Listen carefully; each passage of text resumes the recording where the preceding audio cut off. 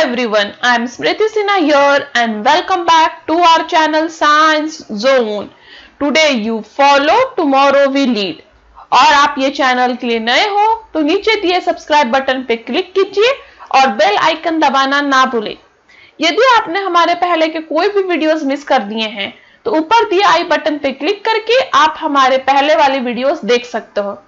यदि आपको हमारा टेलीग्राम ग्रुप मेंबर बनना है तो नीचे दिए लिंक जो एक डिस्क्रिप्शन में लिंक है उस पर क्लिक करके आप हमारे टेलीग्राम ग्रुप के मेंबर बन सकते हो। और आज जो टॉपिक हम पढ़ने वाले हैं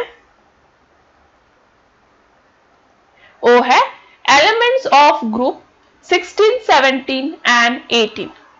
ये टॉपिक नंबर 7 है from Maharashtra state board syllabus standard 12 और इस टॉपिक को आज हम करेंगे क्विक रिवीजन। ये topic one of the vast topic है, इसलिए आज हम इसको शॉर्ट में क्विक रिवाइज कर लेंगे। याद रखिए इस वीडियो में मैं आपके साथ लाइव बनी हुई हूं, तो आपको किसी भी तरह का डाउट हो केमिस्ट्री और बायोलॉजी से रिलेटेड आप मुझे लाइव चैट में पूछ सकते हो। उसके बाद भी कोई डाउट है तो आप ईमेल आईडी या कमेंट बॉक्स में पूछ सकते हो। कुछ बच्चों को पीडीएफ नोट्स चाहिए थे, कोई आपके क्वेश्चन बैंक सीरीज से जो पीडीएफ अपलोड करना रह गया है तो आप टेलीग्राम ग्रुप में ज्वाइन कर लीजिए, वहां आपको पीडीएफ मिल जाएंगे। तो चलिए शुरू करते हैं आज के टॉपिक के साथ। तो पहले हम देखेंगे उनका अकरेंस। तो जो large number of metal ores हैं जैसे कि ऑक्साइड्स और सल्फाइड्स, ठीक है, वो ग्रुप 16 एलिमेंट से होते हैं और इसलिए उन्हें कहा जाता है चाल्कोजेन्स या ओर फॉर्मिंग एलिमेंट्स। तो जो large number of metal ores हैं जैसे कि ऑक्साइड्स और सल्फाइड वो कहां से होते हैं? ग्रुप 16 एलिमेंट्स, और इसलिए ग्रुप 16 एलिमेंट्स को चाल्कोजेन्स या ओर फॉर्मिंग एलिमेंट्स भी कहा जाता है। जो सल्फर है वो ज्यादातर कॉम्बाइंड फॉर्म में पाया जाता है एज सल्फेट्स, जैसे कि जिप्सम। आपको ये फॉर्मूला याद रखना होगा जिप्सम का, CaSO4 twice H2O। नेक्स्ट है इप्सोम सॉल्ट, MgSO4 7 times H2O और लास्ट है barite BaSO4। Sulphur combined form में एज सल्फाइड्स भी पाया जाता है जैसे कि galena PbS, zinc blende ZnS, copper pyrites CuFeS2।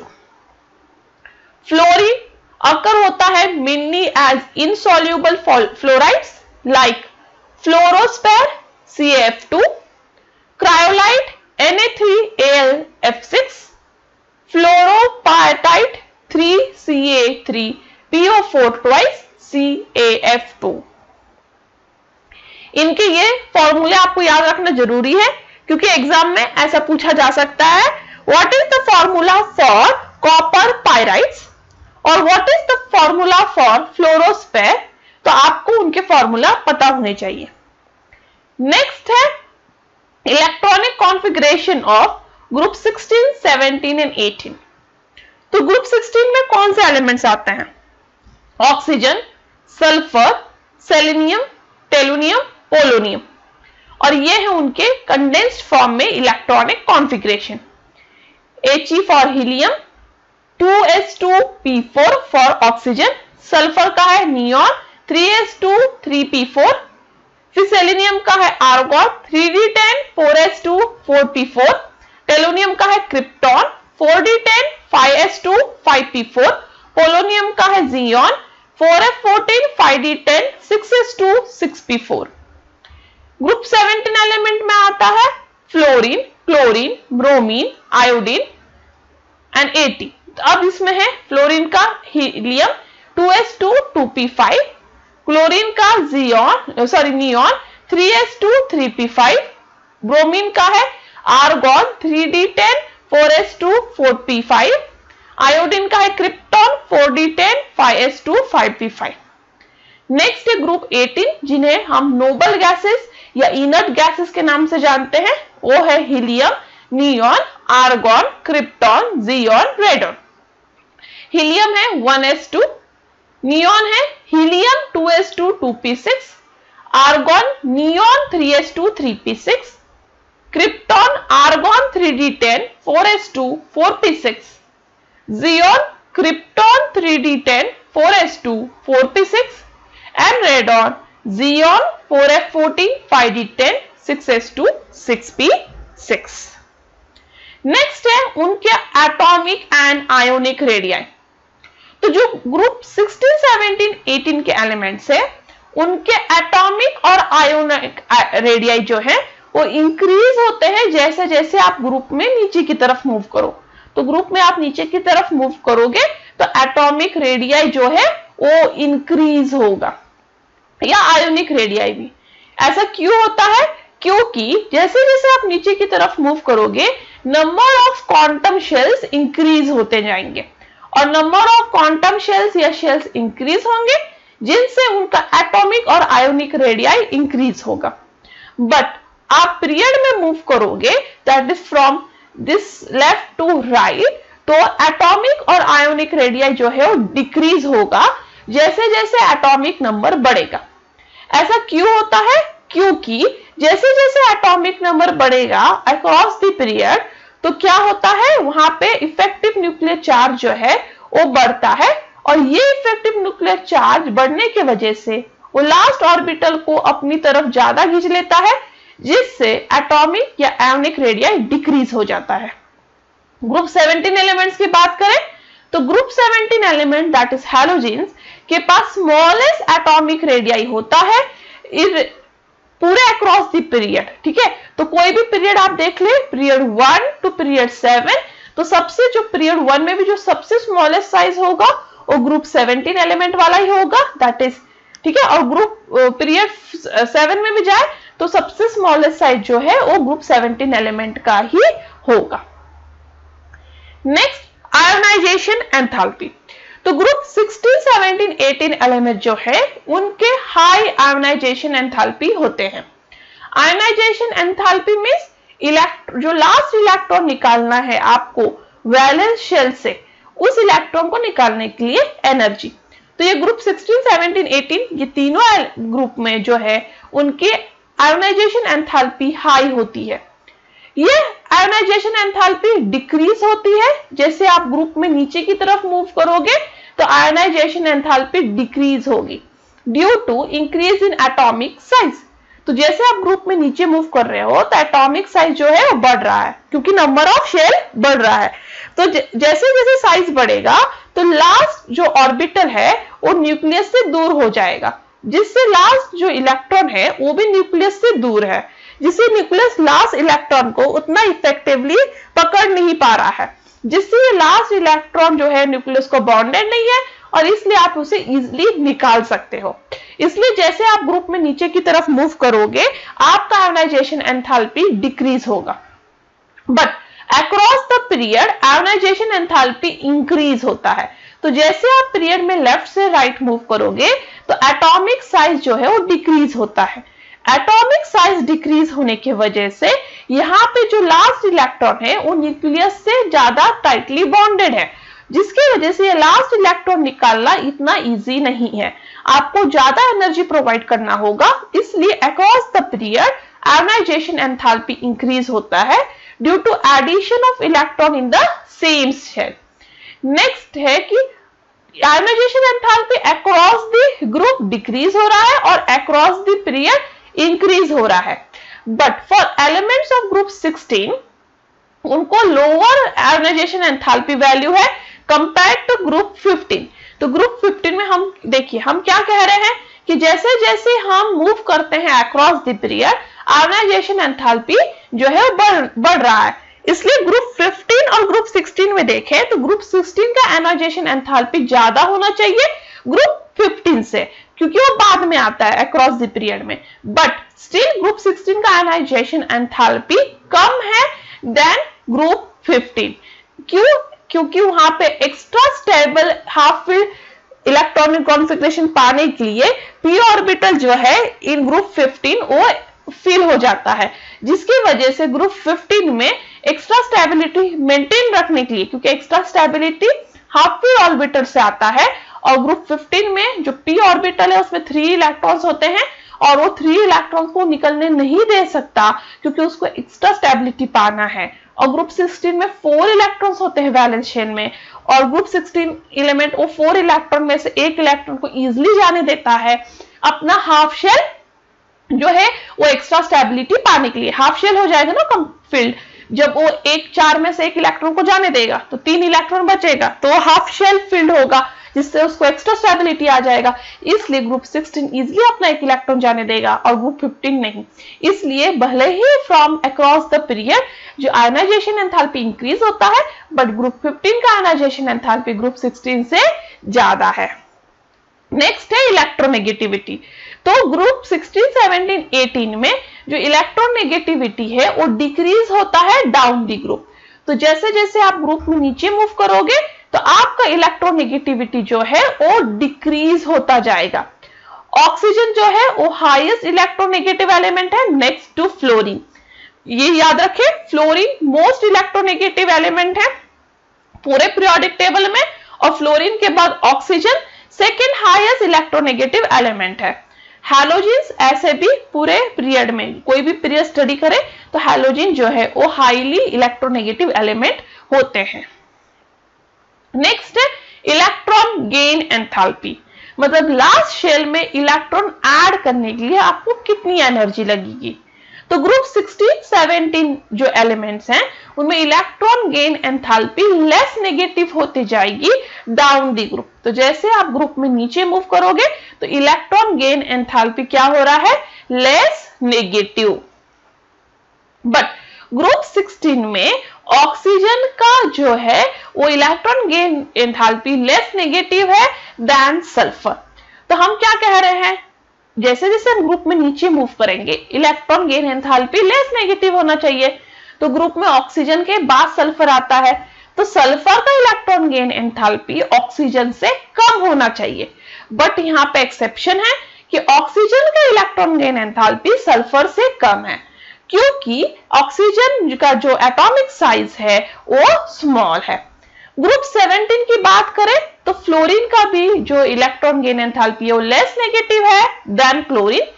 Same reason, क्योंकि फ्लोरीन का साइज जो है वो बहुत ही छोटा है। तो ऑक्सीजन और फ्लोरीन जो है वो अपने अपने ग्रुप में एक्सेप्शंस है, उनके इलेक्ट्रॉन गेन एंथैल्पी हाई होने चाहिए थे बट वो लेस है due to their smallest size. Group 18 elements that is noble gases की बात करें तो उनमें कोई टेंडेंसी नहीं होता इलेक्ट्रॉन एक्सेप्ट करने के लिए, क्योंकि उनका इलेक्ट्रॉनिक कॉन्फ़िगरेशन ऑलरेडी स्टेबल है और कंप्लीटली फिल्ड है। इसलिए ग्रुप 18 एलिमेंट्स के बहुत ही large positive electron gain enthalpy होते हैं। नेक्स्ट है physical properties of group 16, 17 and 18 elements. पहले ग्रुप 16 एलिमेंट्स। ऑक्सीजन जो है वो गैस है ग्रुप 16 में, और ऑक्सीजन के अलावा जो भी एलिमेंट्स है ग्रुप 16 में वो सॉलिड्स होते हैं एट रूम टेम्परेचर। ऑक्सीजन और सल्फर जो है वो नॉन मेटल्स हैं। सेलेनियम और टोरिलियम मेटलॉइड्स है और पोलोनियम जो है मेटल है। याद रखें ग्रुप 16 का एलिमेंट पोलोनियम एक रेडियो एक्टिव मेटल है। मेल्टिंग और बॉइलिंग पॉइंट जो है वो इंक्रीज होता है जैसे जैसे एटॉमिक नंबर बढ़ता है ग्रुप 16 में। ग्रुप 16 के सारे एलिमेंट्स एलोट्रॉपी दिखाते हैं, that is they can exist in more than one crystalline form. Next है ग्रुप 17 एलिमेंट्स। ग्रुप 17 में फ्लोरीन, क्लोरीन गैसेस हैं, ब्रोमीन लिक्विड है, आयोडीन सॉलिड है एट रूम टेम्परेचर। फ्लोरीन और क्लोरीन वाटर के साथ इजीली रिएक्ट होते हैं। ब्रोमीन और आयोडीन सिर्फ और सिर्फ बहुत कम सॉल्युबल हैं वाटर में, that is only sparingly soluble in water. But bromine और आयोडीन सॉल्युबल होते हैं ऑर्गेनिक सॉल्वेंट्स में। बॉन्ड डिसोसिएशन एंथैल्पी की बात करें तो क्लोरीन क्लोरीन का बॉन्ड डिसोसिएशन एंथैल्पी हाई है than bromine, than fluorine and then iodine. Next है group 18 elements that is noble gases. तो नोबल गैसेस जनरली मोनोएटॉमिक होते हैं क्योंकि वो हाईली स्टेबल और उनके इलेक्ट्रॉनिक कॉन्फ़िगरेशन जो है कंप्लीट होता है, इसलिए वो खुद के जो सेकेंड एटम के साथ भी मॉलिक्यूल नहीं फॉर्म करते, इसलिए नोबल गैसेस मोनोएटॉमिक होते हैं और स्पेरिंगली सॉल्युबल इन वाटर होते हैं। नोबल गैसेस के जो बॉइलिंग और मेल्टिंग पॉइंट है वो बहुत ही लो होता है। हीलियम जो है उसका लोएस्ट बॉइलिंग पॉइंट है आज तक जितने भी एलिमेंट्स नोन है उनमें। नेक्स्ट है एनोमलस बिहेवियर ऑफ ऑक्सीजन। तो ऑक्सीजन अपने ग्रुप 16 एलिमेंट से जो बाकी के ग्रुप 16 एलिमेंट्स हैं उनसे अलग कैसे बिहेव करता है। तो पहले एटॉमिसिटी। तो ऑक्सीजन जो है वो डाई एटॉमिक मॉलिक्यूल है, बट ग्रुप 16 के जो अदर एलिमेंट्स है वो पॉली एटॉमिक मॉलिक्यूल्स हैं, जैसे कि P4S8। नेक्स्ट है मैग्नेटिक प्रॉपर्टी। ऑक्सीजन पैरामैग्नेटिक है, वाइल जो अदर एलिमेंट्स है ग्रुप 16 में वो डायमैग्नेटिक है। तो ये एक्सेप्शन है कि ऑक्सीजन पैरामैग्नेटिक होता है, बट बाकी के सारे जो एलिमेंट्स है जैसे सल्फर, सेलेनियम, ये सब के सब डायमैग्नेटिक है। ऑक्सीजन ऑक्सीडेशन स्टेट की बात करें तो ऑक्सीजन -2, -1, +2 ऑक्सीडेशन स्टेट दिखाता है, बट बाकी के जो भी एलिमेंट्स है ग्रुप 16 के ऑक्सीजन के अलावा वो -2, +2, +4, +6 ऑक्सीडेशन स्टेट दिखाते हैं, जिनमें से +4 और +6 जो है ज्यादातर कॉमन पाया जाता है। नेक्स्ट है nature of hydrides. Hydride of oxygen that is water जो है वो लिक्विड होता है एट रूम टेम्परेचर, बट बाकी एलिमेंट्स के जो हाइड्राइड्स है वो गैसेस होते हैं एट रूम टेम्परेचर। अब एनोमलस बिहेवियर ऑफ ऑक्सीजन ये कारणों की वजह से दिखता है। पहला है स्मॉल एटॉमिक साइज, दूसरा high electronegativity of oxygen, and third absence of inner D orbitals. Next है anomalous behaviour of fluorine. Fluorine का एनोमलस बिहेवियर इन कारणों की वजह से दिखता है। पहला है फ्लोरीन का जो एटॉमिक साइज है स्मॉल है। फ्लोरीन मोस्ट इलेक्ट्रोनेगेटिव एलिमेंट है पीरियोडिक टेबल में। फ्लोरीन में वैलेंस जो एब्सेंस होता है डी ऑर्बिटल का इन वैलेंस शेल, तो फ्लोरीन में डी ऑर्बिटल नहीं होता। और फ्लोरीन में लो एफ बॉन्ड डिसोसिएशन एंथैल्पी होता है, तो फ्लोरीन का जो है डिसोसिएशन एंथैल्पी भी बहुत लो है, उसकी वजह से फ्लोरीन भी एनोमलस बिहेवियर दिखाता है। Some other anomalous behaviour of fluorine, तो फ्लोरीन बाकी के एलिमेंट्स जो है ग्रुप 17 के उनसे अलग बिहेवियर कैसे दिखाता है। तो जो आयनाइजेशन एंथैल्पी है, इलेक्ट्रोनेगेटिविटी है और इलेक्ट्रोड पोटेंशियल है, जो फ्लोरीन के अलावा बाकी एलिमेंट्स का उनका जो है वो लो होता है, बट फ्लोरीन का ये सारे प्रॉपर्टीज आयनाइजेशन एंथैल्पी, इलेक्ट्रोनेगेटिविटी और इलेक्ट्रोड पोटेंशियल जो है वो हाई होता है फ्लोरीन के केस में, जो अनएक्सपेक्टेड है देन अदर हैलोजेंस, क्योंकि अदर हैलोजेंस में आयनाइजेशन एंथैल्पी, इलेक्ट्रोनेगेटिविटी और इलेक्ट्रोड पोटेंशियल जो है वो लो होता है। अब ionic and covalent radii, melting point, boiling point और इलेक्ट्रॉन गेन एंथैल्पी जो है वो बहुत ही लो होता है इन फ्लोरीन देन एक्सपेक्टेड।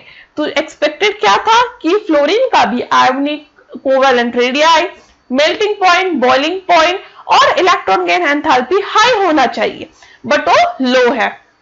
जो ज्यादातर रिएक्शंस फ्लोरीन दिखाता है वो एक्सोथर्मिक इन नेचर होते हैं। फ्लोरीन जो है सिर्फ एक ही ऑक्सा एसिड फॉर्म करता है HOF, बट बाकी के halogens large number of oxo acids form करते हैं। Hydrogen fluoride that is HF liquid होता है due to strong hydrogen bonding, but दूसरे हाइड्रोजन हैलाइड्स जैसे HCl, HBr, HI ये सारे गैसेस होते हैं। नेक्स्ट है chemical properties of elements group 16, 17 and 18। पहला है ऑक्सीडेशन स्टेट, तो उसमें पहले हम देखेंगे ग्रुप 16 एलिमेंट्स। तो ये एलिमेंट्स जो है वो जनरली -2 या +2 ऑक्सीडेशन स्टेट्स दिखाते हैं उनके कंपाउंड में। ऑक्सीजन ग्रुप 16 में सबसे ज्यादा इलेक्ट्रोनेगेटिव एलिमेंट है और वो सबसे कॉमन ऑक्सीडेशन स्टेट -2 दिखाता है, एक्सेप्ट फॉर 2 केसेस। पहला है OF2। ऑक्सीजन OF2 में +2 ऑक्सीडेशन स्टेट दिखाता है, क्योंकि फ्लोरीन जो है वो ऑक्सीजन से भी ज्यादा इलेक्ट्रोनेगेटिव है और इसलिए वो माइनस हो जाता है और फ्लोरीन ऑक्सीजन पॉजिटिव। और दूसरा है पेरोक्साइड्स, दैट इज H2O2 और Na2O2। इस केस में ऑक्सीजन -1 ऑक्सीडेशन स्टेट दिखाता है। तो याद रखें ऑक्सीजन का जो ऑक्सीडेशन स्टेट है वो -2 है, एक्सेप्ट फॉर 2, OF2 में +2, NH2O2 में -1। बट ऑक्सीजन के अलावा जो भी एलिमेंट्स हैं इस ग्रुप 16 में वो +2, +4, +6 ऑक्सीडेशन स्टेट दिखाते हैं, जिनमें से सबसे कॉमन होता है +4 and +6 oxidation state. Group 17 elements की बात करें तो वो हैलोजेंस है जो ज्यादातर -1 ऑक्सीडेशन स्टेट दिखाते हैं, बट यहां पे भी एक्सेप्शन है, क्लोरीन, ब्रोमीन और आयोडीन +1, +3, +5, +7 ऑक्सीडेशन स्टेट्स भी दिखाते हैं। ऐसा क्यों होता है? क्योंकि वो लेस इलेक्ट्रोनेगेटिव है देन फ्लोरीन और उनके पास एम्प्टी ऑर्बिटल्स होते हैं वैलेंस शेल में, जिसकी वजह से वो अपना ऑक्टेट एक्सपांड कर सकते हैं। ऑक्सीडेशन स्टेट जैसे कि +4 और +6 दिखते हैं oxides and oxo acids of chlorine and bromine. Last है ग्रुप 18 एलिमेंट्स। ग्रुप 18 एलिमेंट्स में कोई टेंडेंसी नहीं होता इलेक्ट्रॉन गेन या इलेक्ट्रॉन लूज करने का, क्योंकि वो इनर्ट गैसेस है, उनके बैलेंस शेल और इलेक्ट्रॉनिक कॉन्फ़िगरेशन कंप्लीटली फिल्ड है, इसलिए वो जीरो वैलेंट और ज्यादातर मोनो एटॉमिक फॉर्म में ही पाए जाते हैं। बट ग्रुप 18 में एक ऐसा एलिमेंट है जो है जियोन, जिसका लार्ज एटॉमिक साइज होता है और लोअर आयोनाइजेशन एंथैल्पी होता है then helium, neon, argon and krypton, और इसके वजह से जियोन हायर ऑक्सीडेशन स्टेट्स भी दिखा पाता है। नेक्स्ट है केमिकल रिएक्टिविटी टुवर्ड्स हाइड्रोजन। तो उसमें पहले है ग्रुप 16 एलिमेंट्स।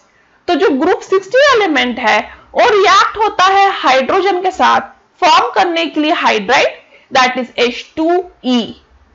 जो सारे हाइड्राइड्स होते हैं ग्रुप 16 एलिमेंट्स के वो एंगुलर स्ट्रक्चर के होते हैं और उनका हाइब्रिडाइजेशन होता है sp3 with central atom, for example H2O। तो H2O जो है वो ग्रुप 16 का एलिमेंट का हाइड्राइड है, that is hydride of oxygen. ये एंगुलर होगा और ऑक्सीजन का यहाँ पे हाइब्रिडाइजेशन होगा sp3। जो हाइड्राइड्स है ग्रुप 16 एलिमेंट्स के वो वीकली एसिडिक इन नेचर होते हैं। सारे hydrides except for H2O reducing property के होते हैं और उनका रिड्यूसिंग प्रॉपर्टी इस ऑर्डर में इंक्रीज होता है, H2S का सबसे कम, फिर H2SE का थोड़ा ज्यादा और फिर H2TE का सबसे ज्यादा। नेक्स्ट है ग्रुप 17 एलिमेंट्स। ग्रुप 17 एलिमेंट जो है वो रिएक्ट होता है हाइड्रोजन के साथ देने के लिए हाइड्रोजन हैलाइड। जो एसिडिक स्ट्रेंथ होता है हैलोजन एसिड्स का वो इंक्रीज होता है इन ऑर्डर, HF सबसे ज्यादा, HF सबसे कम, फिर HCl, फिर HBr और HI। तो सबसे स्ट्रॉन्ग एसिड जो है हैलोजेंस में वो है hydrogen iodide, that is HI। ये क्यों होता है? क्योंकि हाइड्रोजन और फ्लोरीन का जो साइज है वो ऑलमोस्ट सेम है HF के केस में, और सेम साइज के एटम स्ट्रॉन्ग बॉन्ड बनाते हैं, जिससे ये ब्रेक होना थोड़ा डिफिकल्ट है और हाइड्रोजन रिलीज होना थोड़ा डिफिकल्ट है, जिससे ये वीक एसिड बन जाता है। बट HI के केस में हाइड्रोजन का साइज छोटा है और आयोडीन का बड़ा, जिससे इनके बीच का बॉन्ड उतना स्ट्रॉन्ग नहीं है, जो इजिली ब्रेक हो सकता है, हाइड्रोजन रिलीज हो सकता है और वो वीक एसिड बन जाता है, स्ट्रॉन्ग एसिड बन जाता है, क्योंकि एसिड जो है उसकी कैपेसिटी हाइड्रोजन डोनेशन पे डिपेंड होता है। तो इसका रीजन क्या था? उसका रीजन ये था, मतलब ये ऑर्डर जो HF सबसे वीक एसिड है और HI सबसे स्ट्रॉन्ग, इसका रीजन है उनमें जो बॉन्ड डिसोसिएशन एंथैल्पी है HX की वो इस ऑर्डर में है।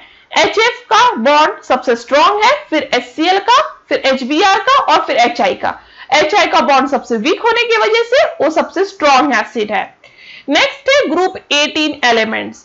नोबल गैसेज जो है वो केमिकली इनर्ट होते हैं टुवर्ड्स हाइड्रोजन, क्योंकि उनके पास स्टेबल इलेक्ट्रॉनिक कॉन्फ़िगरेशन होता है।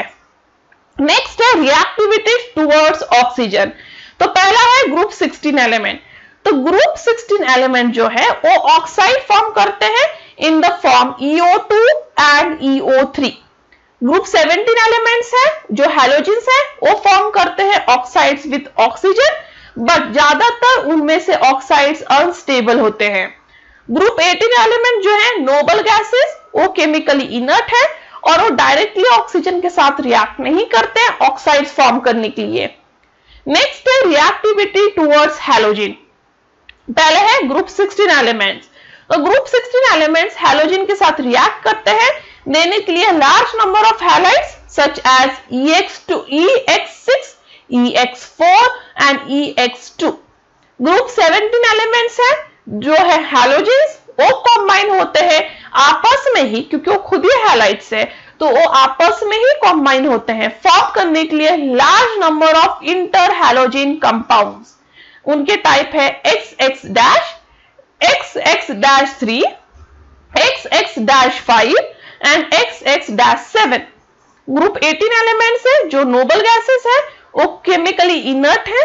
क्रिप्टॉन और ज़ियोन जो इनर्ट होके भी रिएक्ट कर जाते हैं फ्लोरीन के साथ देने के लिए फ्लोराइड्स। नेक्स्ट है रिएक्टिविटी टुवर्ड्स मेटल। तो ग्रुप 16 एलिमेंट्स हैं और रिएक्ट होते हैं मेटल के साथ फॉर्म करने के लिए ये compounds. 4Al plus 3O2 gives 2Al2O3, Cu plus S give you CuS, Mg plus Se give you MgSc। Next है group 17 elements. Group 17 elements metal के साथ तुरंत रिएक्ट कर जाते हैं फॉर्म करने के लिए मेटल हैलाइड्स।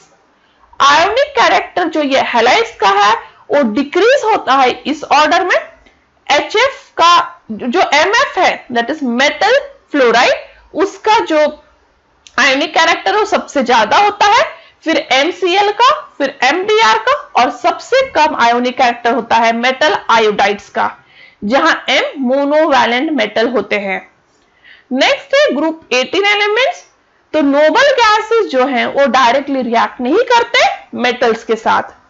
नेक्स्ट है एलोट्रॉपी। तो एलिमेंट्स जो ग्रुप 16 के हैं वो एलोट्रॉपी एग्जिबिट करते हैं। ऑक्सीजन के दो एलोट्रॉप फॉर्म है, O2 and ozone. Sulphur large number of allotrope forms में पाया जाता है, जिसमें से सबसे कॉमन है rhombic sulphur and monoclinic sulphur. Next है difference between rhombic sulphur that is alpha sulphur and monoclinic sulphur that is beta sulphur. पहले colour, rhombic sulphur pale yellow colour का होता है, monoclinic sulphur bright yellow solid होता है। Shape की बात करें, rhombic sulphur orthorhombic crystals form में है, monoclinic needle shape monoclinic crystals हैं। मेल्टिंग पॉइंट की बात करें तो रोम्बिक सल्फर का है 385.8 केल्विन, मोनोक्लिनिक का है 393 केल्विन। डेंसिटी की बात करें, रोम्बिक सल्फर का डेंसिटी है अराउंड 2 पर सेंटीमीटर क्यूब, मोनोक्लिनिक का है 1.9 पर सेंटीमीटर क्यूब। सॉल्युबिलिटी की बात करें तो rhombic sulphur insoluble in water है बट सॉल्युबल इन CH2 है, monoclinic sulphur soluble in CH2 है। स्टेबिलिटी की बात करें तो रोम्बिक सल्फर हाईली स्टेबल है एट 369 केल्विन और वो ट्रांसफॉर्म हो जाता है beta sulphur that is monoclinic sulphur में 369 केल्विन के ऊपर। बट मोनोक्लिनिक सल्फर 369 केल्विन के ऊपर स्टेबल है, बट यदि आप टेम्परेचर 369 केल्विन से कम कर दे तो कन्वर्ट हो जाएगा अल्फा सल्फर या रोम्बिक सल्फर में। स्ट्रक्चर की बात करें तो एसिड मॉलिक्यूल जो है वो पकड़ रिंग शेप स्ट्रक्चर का होता है, और यहां पे भी एसिड मॉलिक्यूल है जो पकड़ रिंग स्ट्रक्चर का होता है। मेथड ऑफ प्रिपरेशन की बात करें तो रोम्बिक सल्फर प्रिपेयर होता है evaporation of roll sulphur in CH2 से।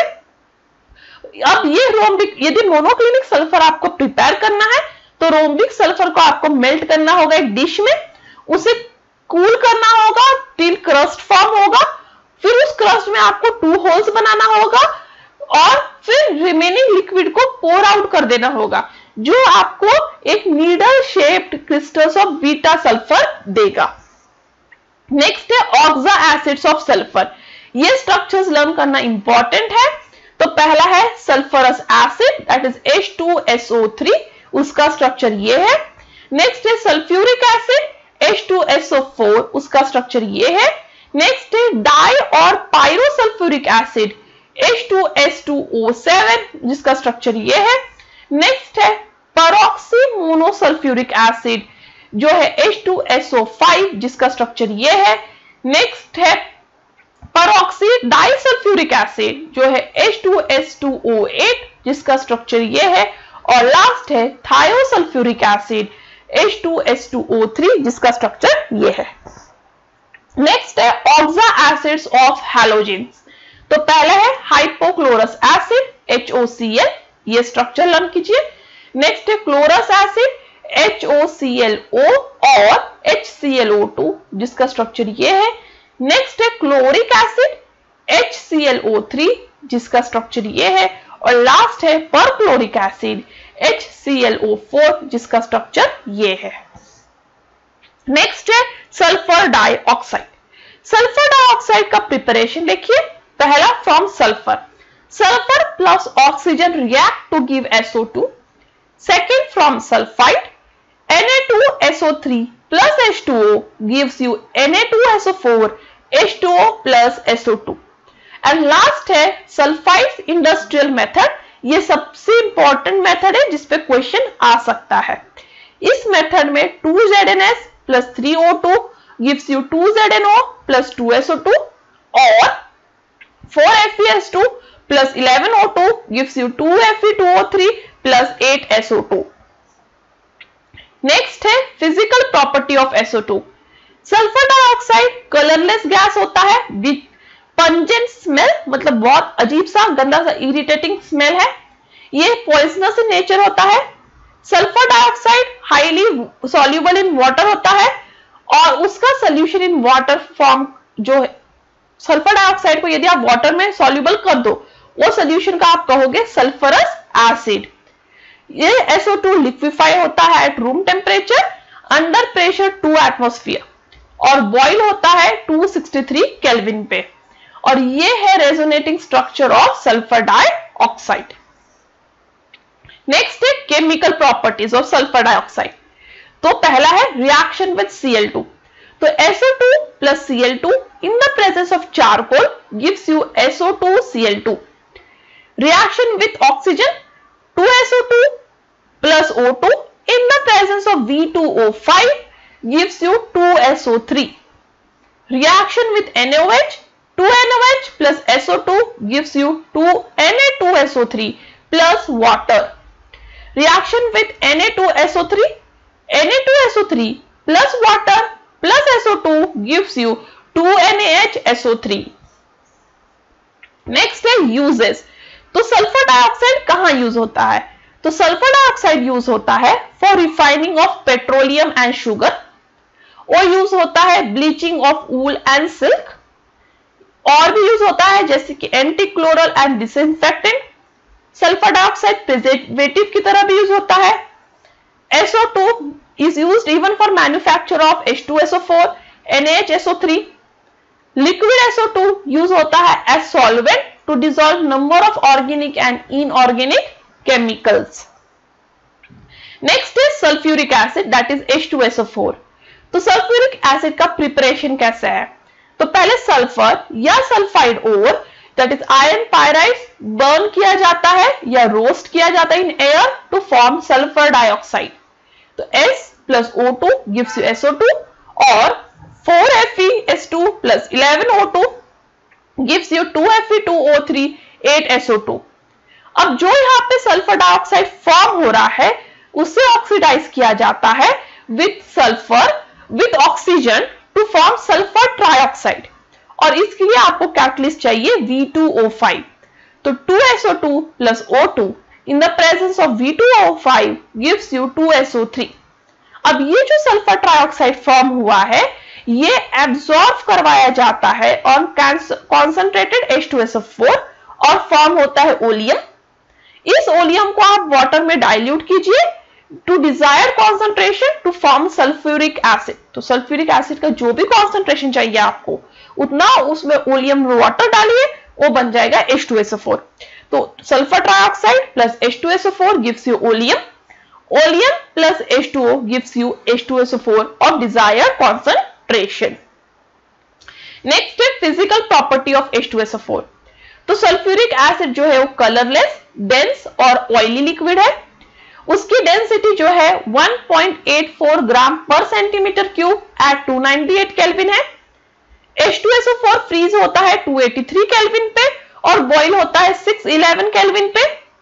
H2SO4 हाईली कोरोसिव है और प्रोड्यूस करता है बर्न्स ऑन स्किन। यदि यूजेस ऑफ H2SO4 की बात करें तो सल्फ्यूरिक एसिड सबसे इंपॉर्टेंट इंडस्ट्रियल केमिकल है और वो यूज किया जाता है for manufacture of fertilisers, for example ammonium sulphate, superphosphate. Sulphuric acid manufacture of pigment, paint या डाई स्टफ इंटरमीडिएट के लिए भी यूज किया जाता है। सल्फ्यूरिक एसिड पेट्रोलियम रिफाइनिंग के लिए यूज किया जाता है और सल्फ्यूरिक एसिड डिटर्जेंट इंडस्ट्री के लिए भी यूज किया जा सकता है। सल्फ्यूरिक एसिड की केमिकल प्रॉपर्टीज की बात करें तो पहला है एसिडिक प्रॉपर्टी। तो H2SO4 जो है वो एक one of the strong acid है। H2SO4 वाटर के साथ डिसोसिएट होता है इन H3O प्लस HSO4 माइनस। ये HSO4 फर्दर वाटर के साथ वापस डिसोसिएट हो सकता है to give you H3O plus SO4 minus. इसका मतलब H2SO4 अपने दोनों हाइड्रोजन लूज कर सकता है जो इसे डाइवैलेंट एसिड बनाता है। नेक्स्ट है दैट इज डाइबेसिक एसिड, ठीक है, क्योंकि 2H प्लस लूज कर सकता है। नेक्स्ट है reaction with metal and non metals. तो H2SO4 कॉपर के साथ रिएक्ट करके देता है CuSO4 plus SO2 plus 2H2O। H2SO4 sulphur के साथ रिएक्ट करके देता है 3SO2 प्लस 2 वाटर और H2SO4 कार्बन के साथ रिएक्ट होकर देता है CO2 plus 2SO2 plus 2H2O। Next है dehydrating property. H2SO4 that is concentrated H2SO4 is a very good dehydrating reagent। Dehydrating मतलब ऐसा जो वाटर मॉलिक्यूल निकाल दे। तो concentrated H2SO4 ग्लूकोज या शुगर के साथ रिएक्ट करे तो वो 12 कार्बन प्लस 11 H2O देता है जो सारे वाटर मॉलिक्यूल्स इसमें से निकाल लेता है, इसलिए स्ट्रॉन्ग डिहाइड्रेटिंग रिएजेंट कहलाता है। H2SO4 का रिएक्शन विद सॉल्ट देखें तो NaCl plus H2SO4 gives you NaHSO4 plus HCl। KNO3 plus H2SO4 gives KHSO4 plus HNO3। CF2 plus H2SO4 gives you CaSO4 plus 2HF। Next है chlorine. तो पहले preparation, तो chlorine manganese dioxide से prepare हो सकता है, जैसे MnO2 plus 4HCl gives you MnCl2 plus Cl2 plus water, या फिर पोटेशियम परमैंगनेट से भी प्रिपेयर किया जा सकता है। 2KMnO4 plus 16HCl gives you 2KCl, 2MnCl2, 8 water and 5 Cl2। Chlorine Deacon process से भी प्रिपेयर किया जाता है, जैसे कि 4HCl plus O2 in the presence of CuCl2 gives you 2Cl2 plus 2 water। Chlorine electrolytic process से भी प्रिपेयर किया जाता है। NaCl को इलेक्ट्रोलिसिस किया जाता है into Na plus Cl minus. Cathode पे वाटर और 2 इलेक्ट्रॉन रिएक्ट होके देंगे H2 प्लस 2H माइनस और ये OH माइनस Na के साथ रिएक्ट करके बनेगा NaOH। एनोड पे Cl माइनस इलेक्ट्रॉन रिलीज कर देगा और ये 2 Cl रिएक्ट होके देंगे Cl2 गैस। नेक्स्ट है physical properties of chlorine. Chlorine greenish yellow colour का जो है उस तरह का गैस है with pungent and suffocating order. Chlorine poisonous in nature होता है, वो इजिली लिक्विफाइड किया जा सकता है इनटू ग्रीनिश येलो लिक्विड जो बॉईल होगा 293 केल्विन पे। क्लोरीन वाटर में डिसॉल्व होकर क्लोरीन वाटर देता है और क्लोरीन 2 to 5 टाइम्स हेवियर होता है then air. Chemical properties of chlorine की बात करें तो पहला है रिएक्शन विद मेटल। तो 2 aluminium plus 3 chlorine gives you 2 AlCl3, 2 sodium plus Cl2 gives you 2 NaCl, 2 Fe plus 3 Cl2 gives you 2 FeCl3। Reaction with non metals, 4P4 plus 6Cl2 gives you 4PCl3। Acid plus 4Cl2 gives you 4s2Cl2. Affinity for hydrogen, chlorine hydrogen के साथ react होके हमेशा HCl देता है, या chlorine H2S के साथ भी रिएक्ट होके HCl देता है।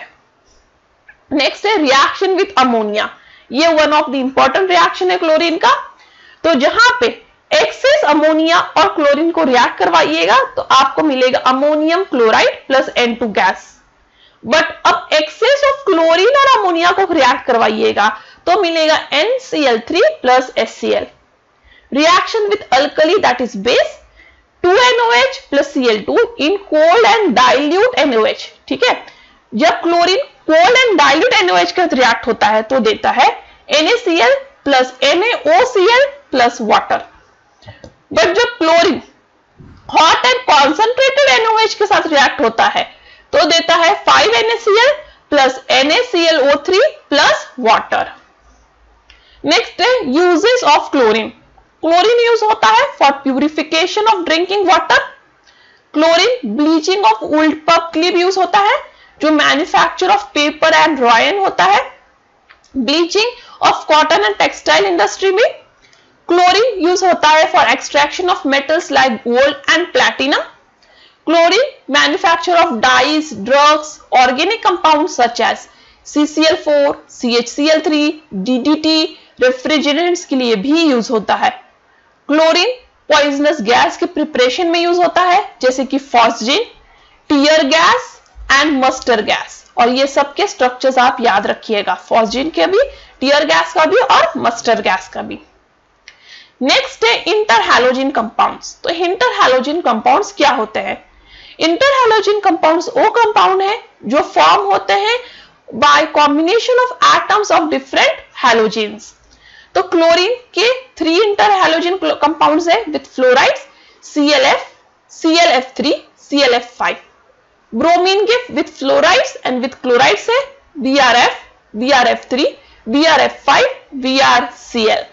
आयोडीन के विद फ्लोराइड, क्लोराइड और ब्रोमाइड है, जैसे IF, IF3, IF5, IF7। With chloride ICl, ICl3, with bromide IBr।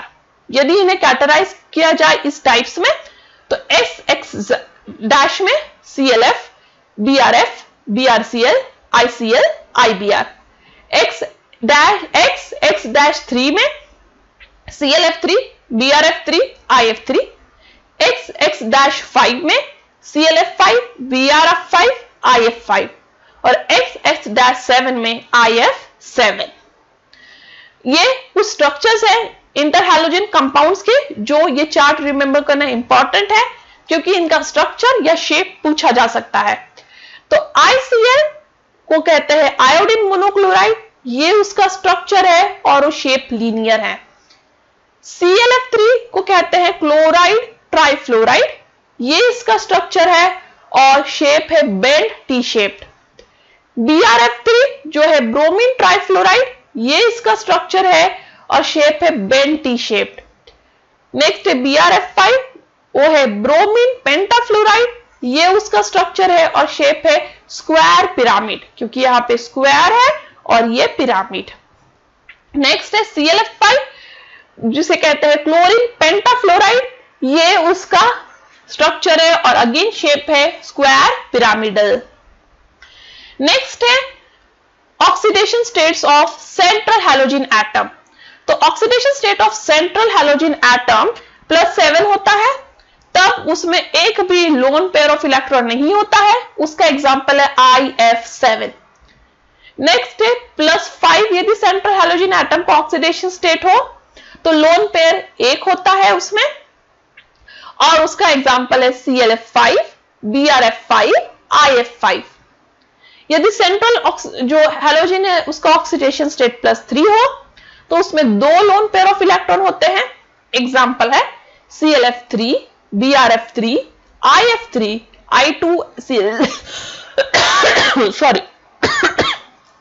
I2Cl6।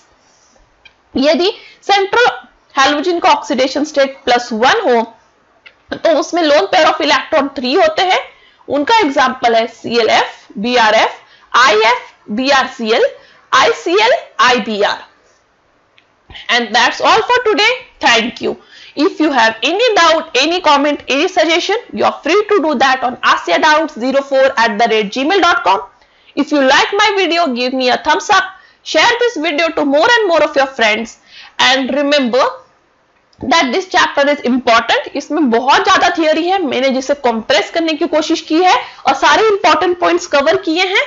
और क्विक रिवीजन जो है वो स्टडी करने के लिए क्या है, मटेरियल नहीं है, आपको पहले पढ़ लेना है और रिवाइज करने के लिए, क्योंकि रिवीजन आपको क्विकली करना होता है, उसके लिए ये सीरीज है। तो कुछ बच्चे ये भी क्वेश्चन पूछते हैं, मैम क्विक रिवीजन से पढ़ के हो जाएगा? It is not like that, it is just for a revision matter. So आपको उसके लिए पहले से थोड़ा सा प्रिपेयर करना होगा, ठीक है। जैसे कि मैंने क्विक रिवीजन में जो डेरिवेशंस है उनकी फॉर्मूले से फ्री है, पर डिराइव कैसे हुआ आपको पहले से प्रिपेयर करना है। Okay, so that's all for today. Thank you.